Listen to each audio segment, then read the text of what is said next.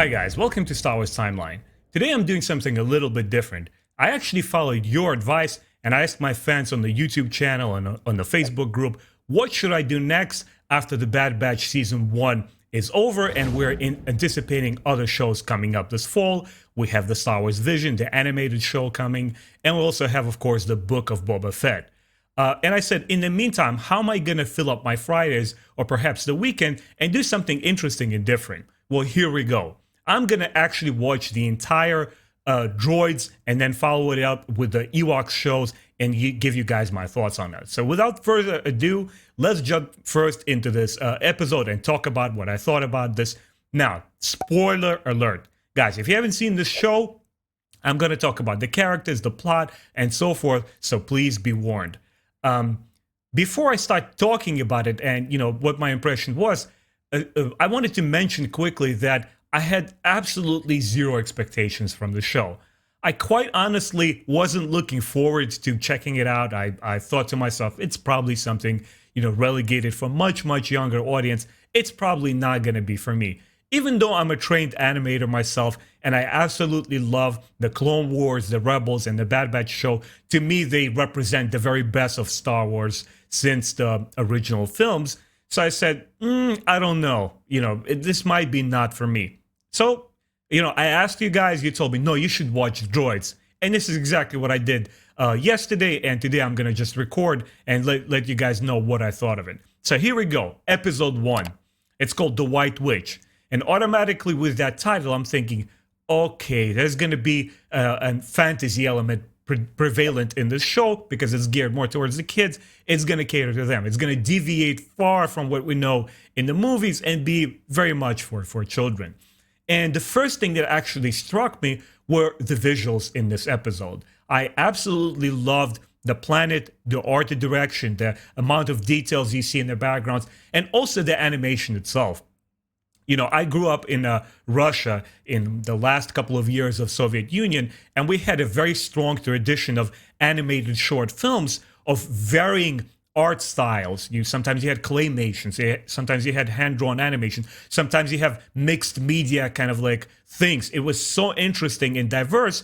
And looking at this Droids show, it gave me, it harkens back to that artistic freedom and ability to express and do something different from what we expect generally. So on the visual front, the episode actually quite impressed me. The animations were very fluid when you see characters move about and perform different action sequences. There's actually one lovely segment that I saw. You guys remember when one of the characters picks up, he finds a lightsaber, and the way that he swings it, the way he jumps on top of his speeder car or speeder bike, whatever you want to call it, very, very effectively done. Even when you see later in the episodes, those gangster droids come in and abduct one of our heroes, pretty effectively done. So from that front, from the visual end, I really, really enjoyed it.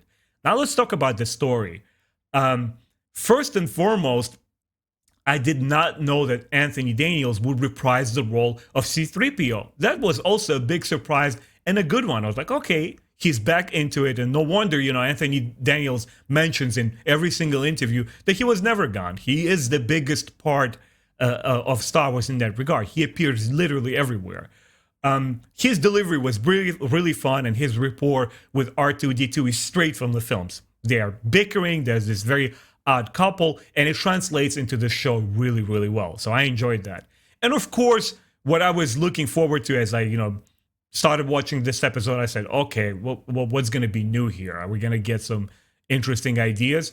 And here we go. We start with a whole new cast. You meet these two new biker guys, mechanics. Their names are Jord Dusant and Thrall Jobin.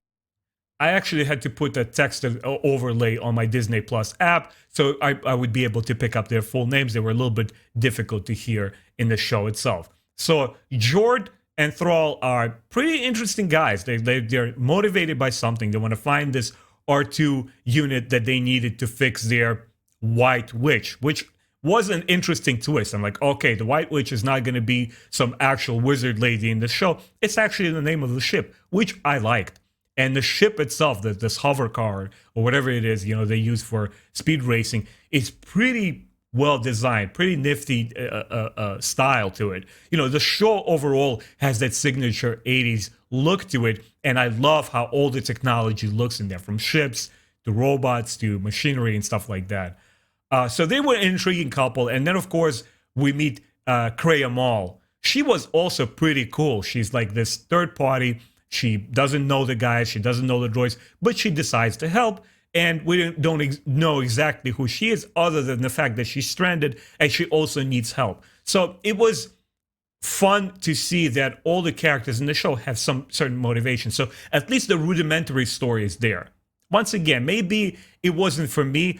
I can't honestly say that I was completely thrilled by the story in this episode. I was like, okay, but it was moving things along. You have the guys that are needing something, and that's why they pick up the droids. And then, of course, the droids are coveted by this other gangster gang that we have, which are Tig Farm and his henchmen. And they want to, take over other gangs on this planet. And the only thing that their leader, Tig, trusts is machinery. He only trusts droids. He doesn't trust human, which I thought it was pretty cool, a characteristic of his. So did I really enjoy the plot or the story here so far?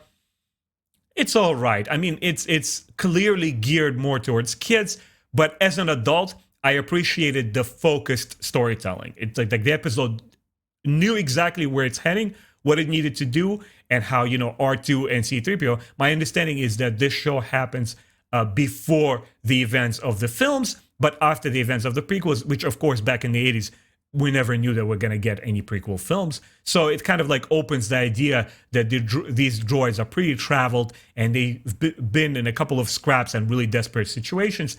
And this first episode kind of sets the tone that that's what's going to happen to R2 and C-3PO. It almost feels like they're going to change hands, and it's going to be a cast of different characters interacting with these droids, because obviously they end up in Luke's care. I know that the show is only one season long, and I believe like the second season has only one more episode.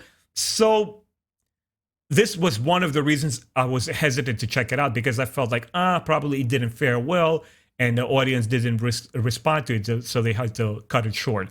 So far, this first episode kind of like gave me an appetite to watch the rest of it, but I can't say that I was very impressed. Obviously, I'm not a kid, I don't have the same kind of thrills, even though I remember myself in the 80s and watching, all these Western cartoons back in Russia. We were watching something like Gummy Bears and the DuckTales and Zigzag of Luck and Chip and Dale. So we were familiar with all the Disney animated series, and this kind of reminds me of that. But honestly, if I put Thundercats on right now, which I have like a DVD collection of it, or if I put the original He-Man show, which is also from that period of time, automatically I'm drawn more to them. Is it nostalgia? Is it because I grew up with them? Maybe, perhaps. But I think it's not just that. I just feel that so far this first episode of Droids, I wouldn't call it weak. It's very much a product of its time. That's the best way to put it. It's very adequately told, and it's well animated. Once again, there's nothing extraordinary here, but it's pretty well done. So if I were to score this episode, I would probably give it a 3 out of 5. It's something that I watched once and I said, okay, my audience, my fans who watch my YouTube channel, they want me to review this show. Okay, so far I'm invested. Like I saw the first episode, it's a decent enough start. So that's pretty much all my thoughts for this first episode. I hope the second episode and upcoming ones will pick up, and they will give us a different type of adventuring. Sometimes not that there's we've seen an episode with kidnapping. Show us other different ideas. Maybe show us part of the future rebellion, or show us the Empire. I have no idea what to expect. Guys, I didn't even read the episode titles. I don't know what to expect from the show, and I think that's the most exciting way to go into it, because you can't really judge it based on, information that you know prior to it. So I'm going to, go through it, watch every single episode, and I'll try to post them on every Sunday. So, I don't take up my time from doing other stuff like reviewing books and so forth. And obviously, when other shows come up, I will fill up my Fridays, and you guys will see me do the Star Wars Visions reviews, and of course, the Star Wars The Book of Boba Fett. Anyway, thanks so much for watching. My name is Benjamin. I do Star Wars comic book and book reviews, character highlights, lore videos, and so forth. If you enjoyed this video, please consider subscribing. I would really appreciate your support. And, leave your comments down below. Let me know what you guys thought of the show and of this episode. And I'll see you all later. Take care.